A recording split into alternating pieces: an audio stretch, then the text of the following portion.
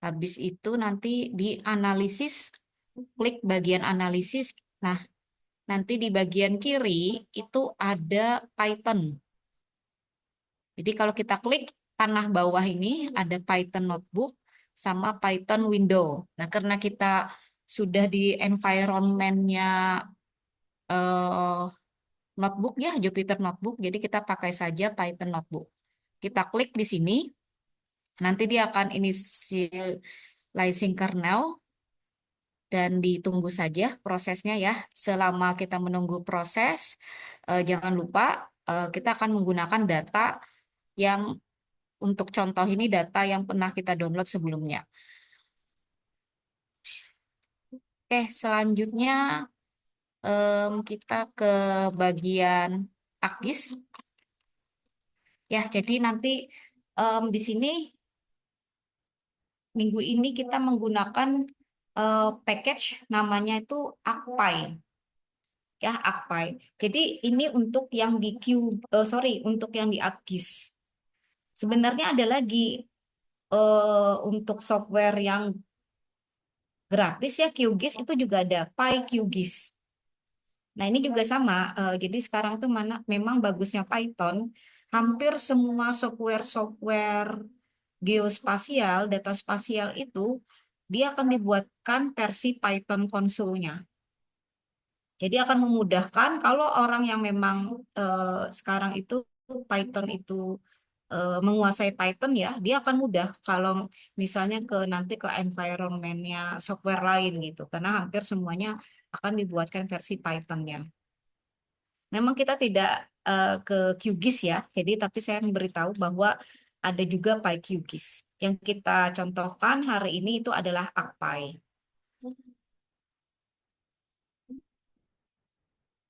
Nah, apa bedanya? Memang kalau misalnya kita menggunakan Python yang langsung package-nya itu dari GeoPanda sama apa Rasterio ya, yang langsung dari Python-nya sendiri. Memang dia tidak perlu berbayar, sedangkan ArcGIS Pro itu kan berbayar dan lumayan mahal. Kalau untuk standard edition, eh, khususnya untuk akademik ya, itu 1 juta per tahunnya.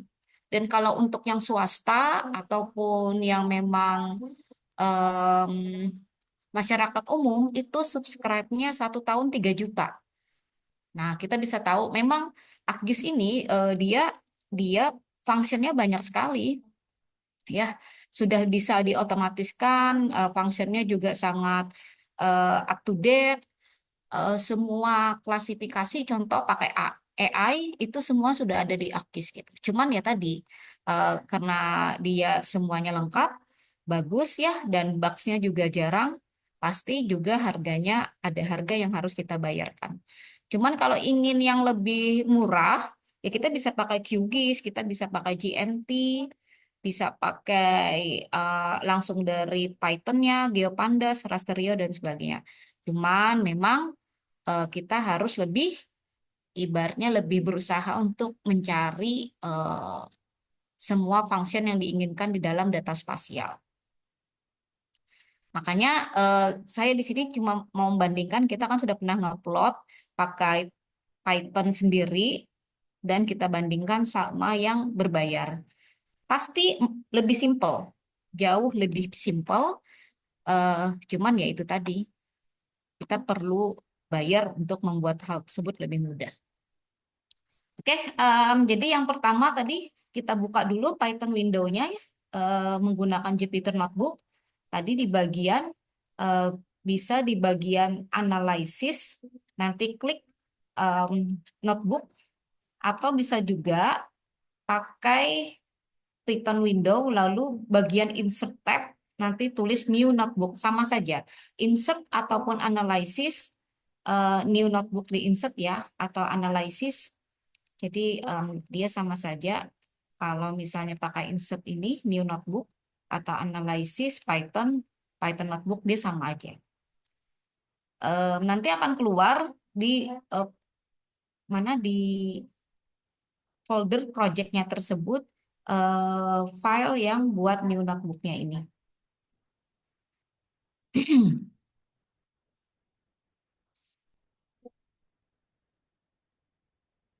Nah, apa itu Akpai?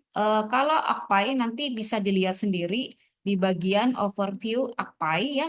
Jadi sebenarnya toolbox yang ada di QGIS ini, maaf, ada di ArcGIS ini, yang sebelah sini nih, kan ada Maps, Toolbox, bla bla bla bla.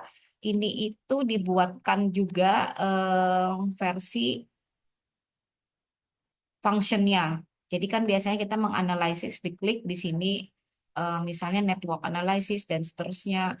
Nah di sini itu nanti dibuatkan codingnya biar functionnya itu langsung dipanggil. Jadi sebenarnya Akpai itu adalah bagaimana kita mengeksekusi berbagai function yang ada di ArcGIS dengan menggunakan command. Contoh paling gampang adalah kita ingin mengeksekut buffer ya. Di ArcGIS itu sudah standar sekali ada buffer. Nah, buffer ini kita run tidak menggunakan klik ya, tidak menggunakan klik tapi ngerun di Python window. Jadi kodenya itu ditransfer menjadi command di window-nya notebook tersebut. Untuk memanggilnya, tentu saja kita harus seperti di Python, kita buat dulu eh, paketnya, manggil paketnya akpai, titik, lalu dia menggunakan tool buffer analysis. Misal kita punya data, street, lalu kita buat data di file atau di data spasial Portland, buffernya sebesar 500 meter. Nah, nanti dia akan membuat buffer di sana. Ini contohnya. Tentu saja nanti kita harus import Akpai dulu ya, paling pertama untuk melakukan buffering, contohnya toolsnya, ataupun nanti apa network analysis, short distance, dan seterusnya. Jadi intinya apa tools yang ada di ArcGIS itu bisa kita panggil menggunakan command pakai Python window dan kita transfer eh, di mana di bagian window-nya tersebut. Oke, contoh yang pertama kita ingin mendownload data rail start on off man ya, data jalur kereta api. Ini nanti kita samakan dengan masing-masing direktorinya ya. Jadi nanti kita ubah dulu.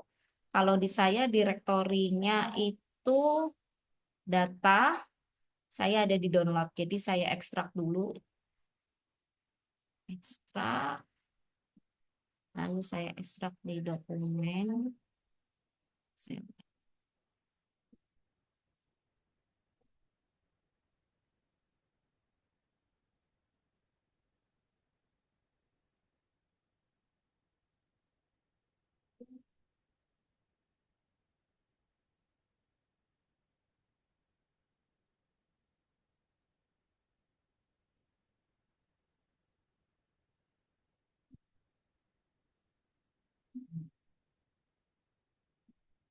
ada di bagian dokumen data ya. Jadi ini datanya saya,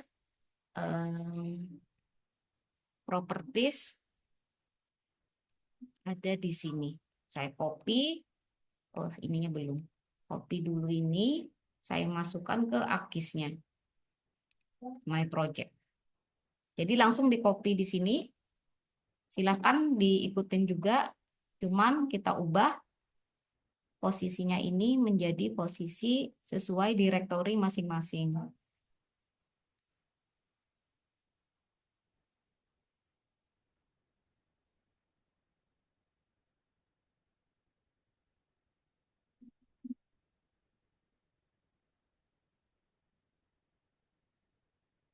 Jadi dia kebalik ya ininya.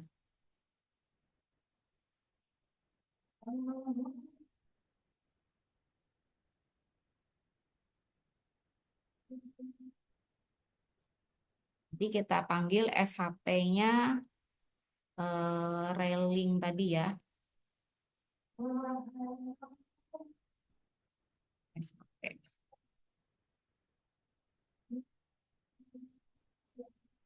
Oke, kalau sudah siap seperti ini, jadi nanti kita import pertama kali si ACPY, lalu kita buat variabel APRX, di mana APRX adalah ACPY map ArcGIS project ini. Jadi nanti dia akan meload semua running ini di map.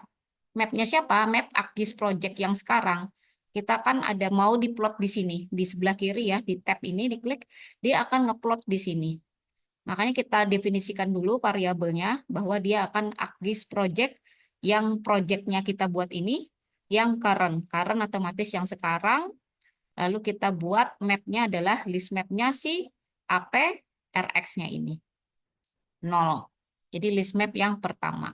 Lalu kita run, mapnya adalah ini map ya, map yang tadi kita ambil dari project ini, lalu tambahkan data dari path atau directory ini. Lalu kita run saja. Nah, kalau misalnya berhasil, dia akan muncul bahwa data ini itu sudah ditambahkan kepada map layernya. Kita cek di sebelah kiri. Nah, dia akan ngeplot seperti ini. Jadi kalau berhasil, SHP-nya itu akan terplot otomatis di bagian kiri. Ini adalah posisi-posisi jalur kereta api. Kereta api ya? Apa jalan ya? Seperti jalan ya sebenarnya ya. State rail. State rail. Iya, ini jalur kereta api. Apa ini ya? Ini kan hmm, ya ini jalur kereta api tapi di sini nggak ada jalur. Relnya ini maksudnya apa jalan ya? Nanti kita cek sendiri ya. Oke, yang pasti poin-poinnya ini akan terplot di daerah ya dekat kosnya ya, bagian Tel Aviv. Nah, ini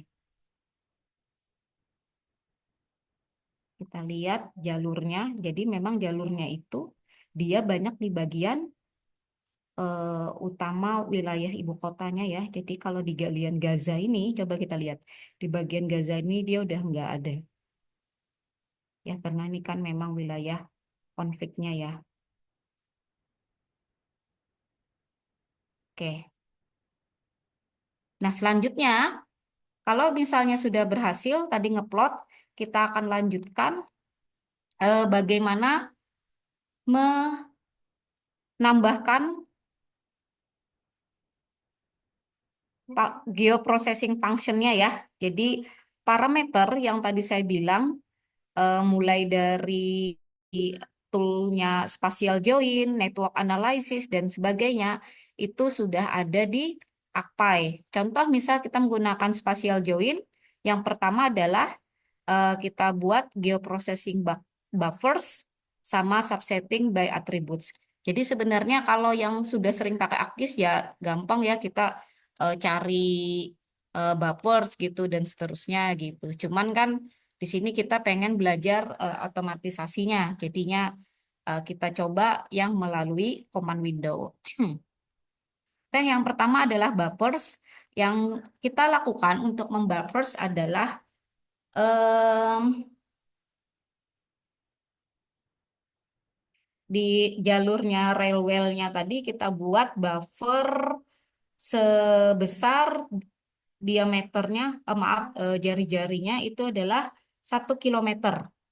Ya, jadi parameternya yang biasanya kita inputkan di window itu sekarang kita inputkan dalam command. Ya, contoh saya ambil buffer untuk rail state man, on off man.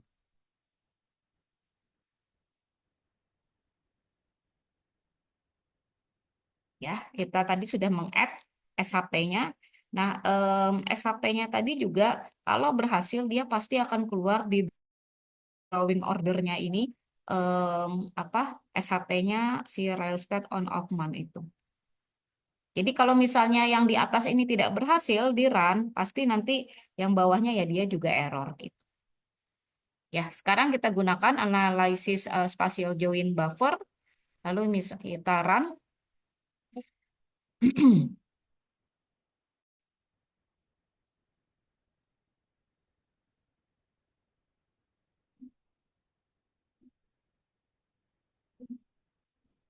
Kita cek apakah sudah berhasil. Belum ya. Jadi kalau prosesnya, nah kalau dia udah keluar message seperti ini, sukses, bla bla bla, maka kita akan cek di mapnya. Nah, ini kalau kita zoom, akan kelihatan bapernya, yaitu sebesar 1 kilometer dari setiap posisi railway stationnya ya. Jadi di sini baper atau apa gitu. Nah, jadi mereka kalau misalnya terjadi perang gitu ya, atau misalnya sudah ada pengeboman, kadang mereka akan GIS itu akan membantu untuk support militer ya gitu. Nah, ini yang memang seharusnya geospasial itu juga bisa membantu dalam strategi perang. Makanya saya bilang kebanyakan geodesi atau geomatika itu maju sebenarnya sangat ironi, tapi sebenarnya eh, sebab akibatnya itu diawali oleh militer. Jadi kalau mereka tahu ya bahwa stasiun itu kan biasanya banyak apa ya tempat orang berkumpul gitu. Kalau mereka membuat ya dom-dom itu biasanya akan dicari wilayah-wilayah yang memang banyak orang berkumpul dan salah satunya digunakan buffering untuk mengetahui berapa banyak yang bisa terjadi korbannya ya kalau misalnya bom itu dijatuhkan di sana dan dia akan memiliki radius apa kena efek bomnya itu misalnya 1 meter atau 1 meter, 1 kilo, 2 kilo dan seterusnya. Nah, itu bisa dijadikan spasial analisis untuk melihat bagaimana efek dari misalnya terjadi pengeboman dan seterusnya. Nah, buffer ini juga bisa em, digunakan ya banyak sekali. Misal mengetahui kalau di bagian KJSB itu biasanya apa? Zona nilai tanah ya, misalnya tahu kalau dia dekat-dekat stasiun, em, ada durasi yang akan membuat di dekat stasiun itu berisik ya. Jadi nanti hanya boleh sentral bisnis gitu. Jadi kan ada suara yang membuat kalau di perumahan itu tidak begitu tinggi nilainya kalau dekat stasiun sekali, dekat banget karena pasti berisik. Cuman kalau sudah apa dia buffernya misalnya 0,5 kilometer dari stasiun itu suara udah nggak terdengar, mulai nilai tanahnya naik. Karena apa? Dia mendekati stasiun tetapi tidak terkena efek dari suara berisik. Nah, itu bisa dilihat nanti ada buffer khusus untuk central business, harganya sekian, lalu kalau di perumahan dia bagaimana sekian.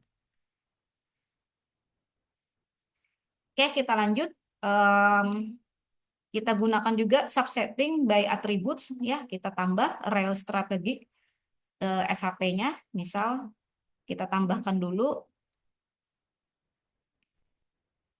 data from path-nya untuk menambah rel strategik. Lalu nanti kita aktifkan rel strategiknya. Buka lagi ArcGIS Pro-nya. Lalu kita ubah sesuai dengan path-nya direktori masing-masing. Ya, dan nanti kita run. Nah, nanti kalau misalnya datanya selesai atau sudah sukses, nanti akan nambah rel strategiknya. Ini. Kita lihat di sini. Nah, setelah ini dia langsung ke arah mana ini? Oh, langsung ke Akaba dia relnya ya. Jadi langsung ke Teluk ini.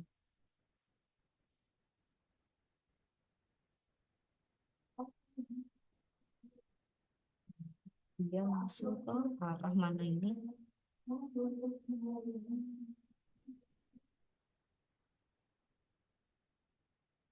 Jadi ini relnya ya. Arah Jordan langsung dia.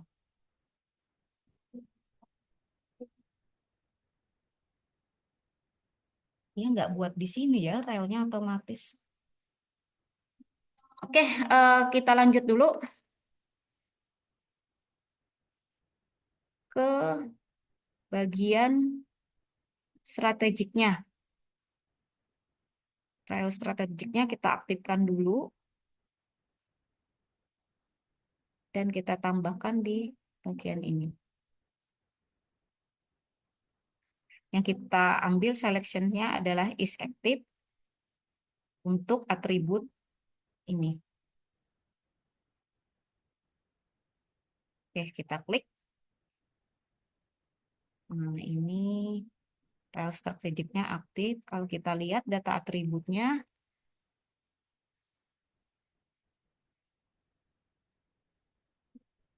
ada segmennya ya. Jadi dibuatkan segmennya juga, shape length, is active, targetnya.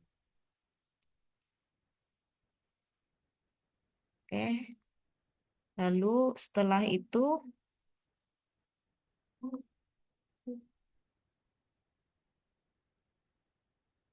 kita tambahkan di sini itu em, mengekstrak ya atribut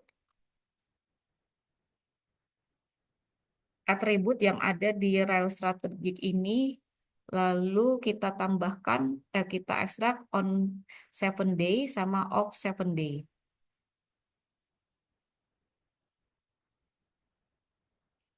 Jadi nanti array-nya itu berisi data on 7 day sama off 7 day. Jadi tadi ada data atributnya kita ekstrak yang bagian array atau tabel yang on 7 day sama off 7 day. Kita definisikan dulu datnya. Ya, kita definisikan datnya. Lalu kita pindahkan table to NumPy array. Jadi kita buat array. Kemarin kita sudah belajar terkait apa itu array. Jadi langsung kita run. Ya udah di run, tinggal kita ekstrak. Nah, date-nya adalah ini dan ini. Nah, kalau kita mau menampilkan hasilnya, tinggal kita print out ya menggunakan dat on 7 day sama yang off 7 day. Dan ini array buat on 7 day sama off 7 day-nya. That on 7 day doang itu adalah ini. Lalu date yang off 7 day-nya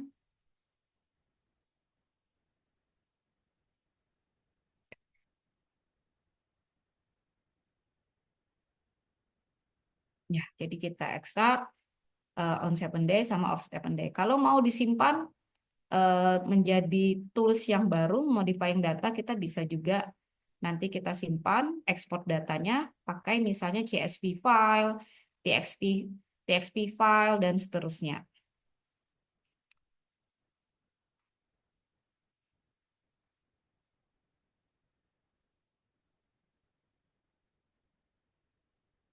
Nah, lalu kalau misalnya kita tadi mau menambahkan sum-nya, itu juga bisa.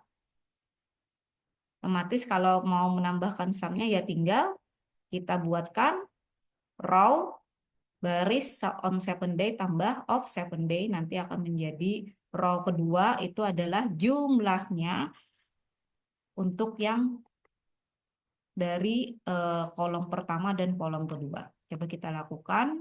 Kita pengen memodifikasi datanya ya.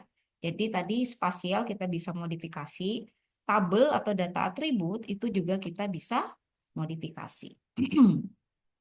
Kita lakukan modifikasi, tambah add field management atau add field-nya baris ke kanan ya, satu baris, dan kita namakan dia di SHP-nya Unofman ini kolom baru yaitu adalah sum 7 day. Kita lakukan, kalau misalnya dia berhasil, coba kita cek di bagian on off ini apakah atributnya sudah bertambah apa enggak. Paling ujung ada sum 7D. Jadi otomatis dia berhasil menambahkan atribut. Nah, baru kita calculate atributnya. Bagaimana cara mengkalkulate? Itu tinggal kita buatkan command dengan coding seperti ini. Nah, kita buat Untuk tabel rel start on off man, oh maaf, untuk SHP di tabel rel start on off man, field names-nya row 1, sorry, row 0, row 1, dan row 2. Ya, jadi kita ngambil dulu, kita subset. Tadi kan sebenarnya di em, atribut ini kan banyak nih. Kita kan nggak semuanya kita ambil. Kita cari, kita subset aja yang bagian yang kita inginkan. Some 7 day, sama on 7 day, dan off 7 day. Kita buatkan dia baris baru ya. Nah, itu eh, lalu kita buatkan setiap baris, karena kan ini barisnya banyak. 1 sampai 63. Kita lakukan otomatis looping, biar dia ngitung ke semua baris-baris ini. Kita lakukan looping row 2 itu sama dengan row 0 on 7 day plus row 1 yaitu off 7 day. Lalu kita update row 2-nya dengan nilai masing-masing ini. Kita run. Nah, kalau berhasil, kita cek lagi eh, datanya, apakah dia berubah apa enggak. Ya, kalau sudah berubah, maka kita akan lihat bahwa ini adalah penambahannya ya. Antara on 7 day sama off day. 129 tambah 72 dan seterusnya. Nah, ini sederhananya melakukan modifikasi tabel ya di Akpai. Oke, kita lanjutkan. Saya contohkan yang terakhir, nearest neighbor. Kita juga bisa tadi spatial join pakai toolbox nearest neighbor. Ya, di GeoPanda juga fungsinya ini ada. Ya, di Python sendiri juga dia function nearest neighbor, buffer itu juga sudah ada. Cuman ya tadi kalau kita bandingkan di Python, sorry, di ArcGIS, di QGIS, dia juga memiliki function yang sama.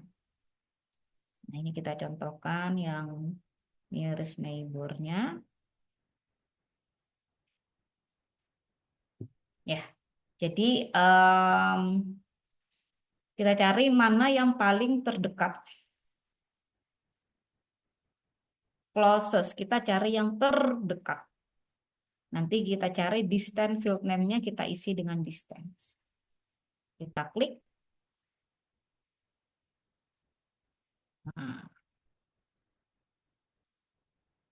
kita lihat nearest dari ini di on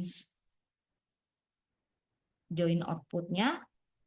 Nanti ini kita buatkan result-nya. Ya, yaitu join output-nya.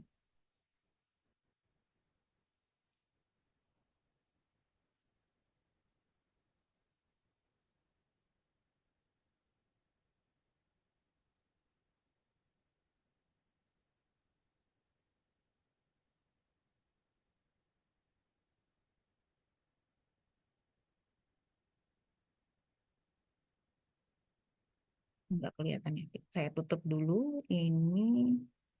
Nah, ini join output-nya.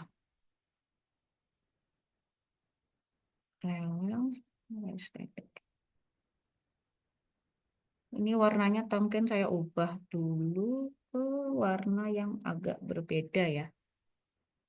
Biar dia sedikit berbeda. Tapi terlalu besar juga ini. Square aja. Nah, ya jadi ini join outputnya buat di wilayah ketika kita ingin melihat antara strategik sama yang station realnya. Kita buka atribut dari join output ini. Nah, dia akan mendapatkan nilai segmentasinya juga. Distance-nya yaitu tadi the closest ya, ini adalah yang paling dekat. Selanjutnya yang terakhir kita ingin melakukan ekspor. Nah, kalau ekspor ini sudah sering juga di ArcGIS mungkin dilakukan ya, kita ekspor to point, as file, entah itu ke point, garis, atau maupun poligon. Tinggal kita menggunakan function tool conversion lalu ambil future class to save file.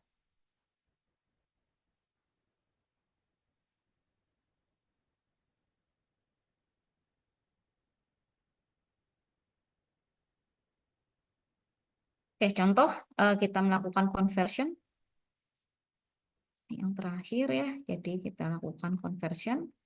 Nah, untuk wilayahnya kita ubah disesuaikan dengan partnya kita.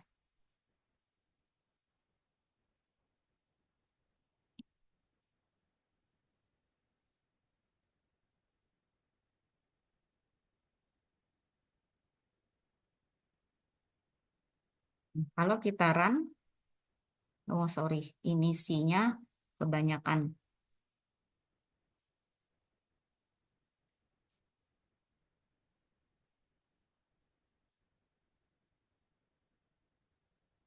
Oh, kurang.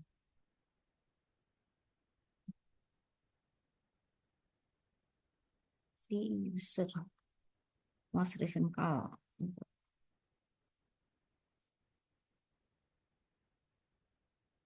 Oh, kan nggak ada ya, output dokumen.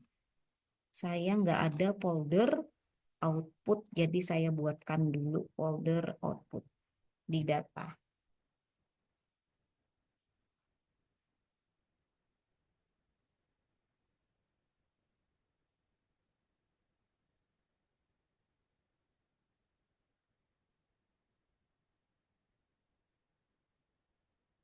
Buatkan dulu dokumen data folder output output out ya, lalu saya klik lagi.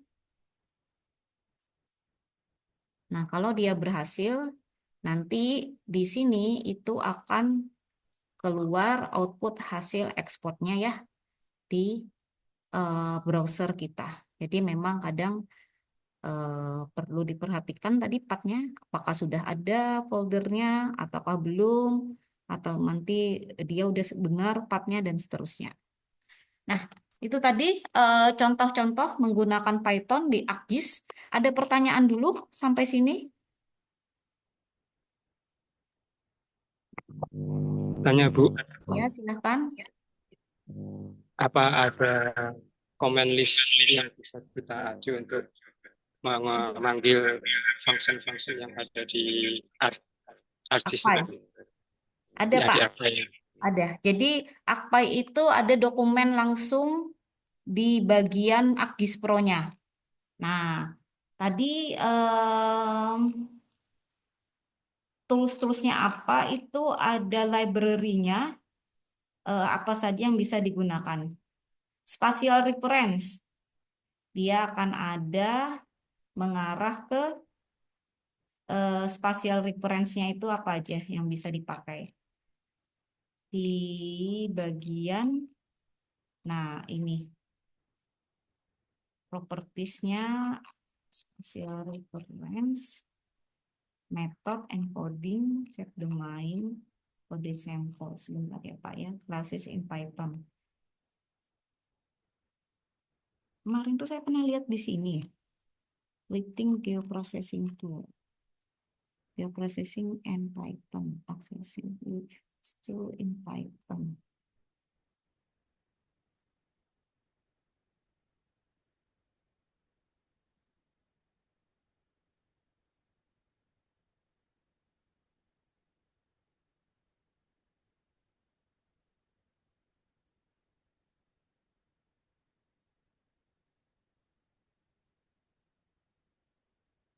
Feature-nya apa ya?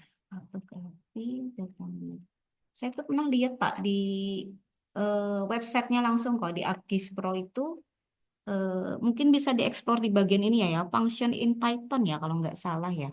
List certain dataset, property dan seterusnya. Result,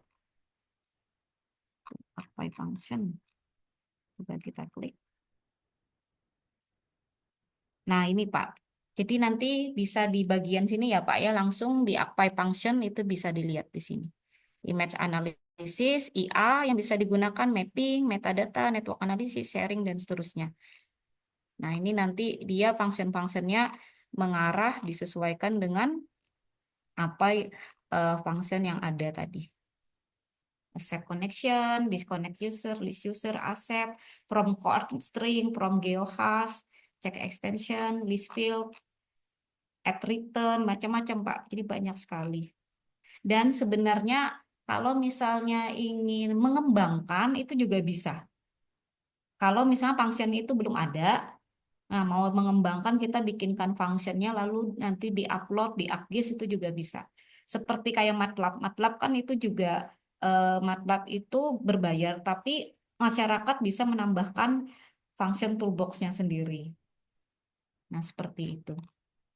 Saya beberapa orang PWK ya, PWK itu main ArcGIS juga banyak sekali dan mereka banyak membuatkan toolbox berdasarkan Python lalu eh, lalu bisa dijual juga gitu. Seperti itu, Pak. Ada lagi Terima kasih, Bu. pertanyaan?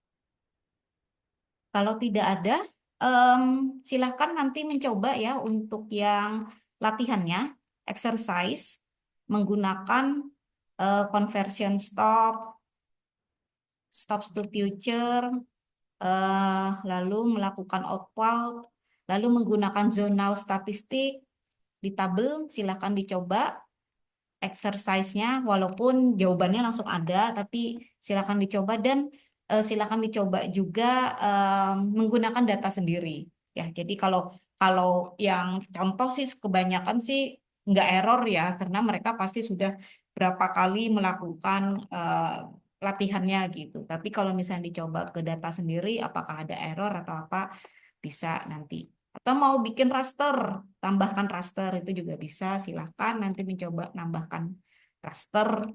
Tidak perlu dikumpulkan latihannya ya, silahkan dicoba saja. Jadi nanti hari ini tidak ada tugas buat menjelang liburan ya, kasihan masa dikasih tugas terus gitu. Cuman nanti minggu depan saya cuman yang AKPA ini cuman satu pertemuan saja ya, karena memang cuma mengenalkan bahwa di ArcGIS ataupun di QGIS itu bisa pakai Python juga. Nah, kita minggu depan itu akan sudah masuk ke ke materi terakhir. Minggu 6 ke 7 itu adalah materi terakhir terkait PyGMT. Nah, ini sudah kalau misalnya aduh, saya pas liburan sepertinya banyak nganggur gitu, mau nyoba sendiri monggo silahkan.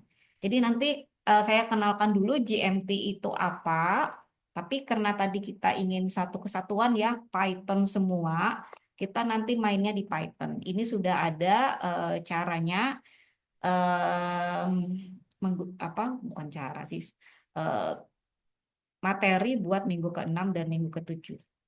Spoilernya, hintnya, tugas besar itu adalah terkait PYJMT. Jadi mungkin siap-siap agak concern di PYJMT karena tugas besarnya akan terkait PYJMT. Ya, jadi dan tidak jauh dari materi ini dan sedikit ada pengembangan nanti buat tugas besarnya gitu. Jadi monggo nanti kita lanjut atau misalnya pengen tadi duluan, silahkan nanti eh, di apa di mau di duluan di mengerjakannya ya silahkan. Tapi pada intinya bagaimana kita membuat peta yang otomatis dan dia bisa modifikasi macam-macam juga gitu. Nah, ada pertanyaan sebelum saya akhiri kuliah hari ini? QGIS. Untuk ArcGIS Pro-nya versi Oh iya, berapa ya? saya ini ArcGIS Pro-nya versi 3.40. Hmm. Ada yang belum bisa ArcGIS Pro? Masih error installnya, Bu. Oke. Lagi install, Bu. Masih kenapa? Lagi install. Oh, lagi install ya. Iya, em, saya juga diinstalkan kemarin sama apa yang di kampus gitu. Jadi dapatnya 3.4.0. Jadi kalau misalnya pakai yang abu-abu, Windows Defender-nya sama update-nya dimatikan saja. Tapi kalau yang mau beli atau punya yang berlisensi, silahkan, itu bagus sekali sebenarnya. Jadi kalau misalnya sudah punya beli gitu ya, tidak dieksplor besar-besaran itu sayang sekali. Kalau sudah beli gitu. Tapi kalau yang belum ya enggak tidak. Abu-abu aja nggak apa-apa, Bu ya.